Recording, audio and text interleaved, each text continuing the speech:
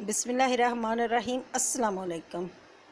आज मैं आपके लिए लेकर आई हूँ 40 साल पहले नानी दादी के ज़माने का ये जो होता है ना सूप। ये बिल्कुल सादा सा सूप है और इसके इतने फ़ायदे हैं, बहुत ज़्यादा फ़ायदे हैं। चले चलते हैं बनाना भी बहुत आसान है।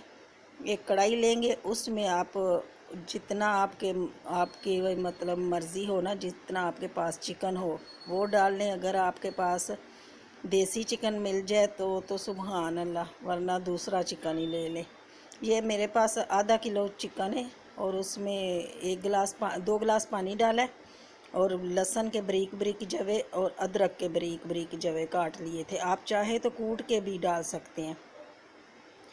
हस्बे जायका इसमें नमक जाएगा और इसका ढकना हम बंद कर देंगे। इसको 20 मिनट 25 मिनट तक ना पकाएंगे ताकि इसका सारा जूस मुर्गी का निकल जाए।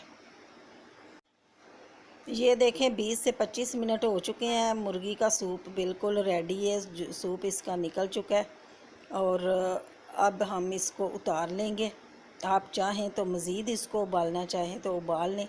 वैसे ये सूप तैयार है। ये काली मिर्च है, काली मिर्च सिर्फ काली मिर्च ही ऊपर जाए। और ये सादा सा सूप है, ये बच्चे बड़े सभी पी सकते हैं। उसके बहुत सारे फ़ायदे होते हैं खांसी वगैरह के लिए। मौसम बदल रहा है, सर्दी आ गई है तो खांसी नज़ला ज़ुकाम के लिए ना ये 1 कप पी लें रोज़ाना, तो आप इन बीमारियों से महफूज रहेंगे।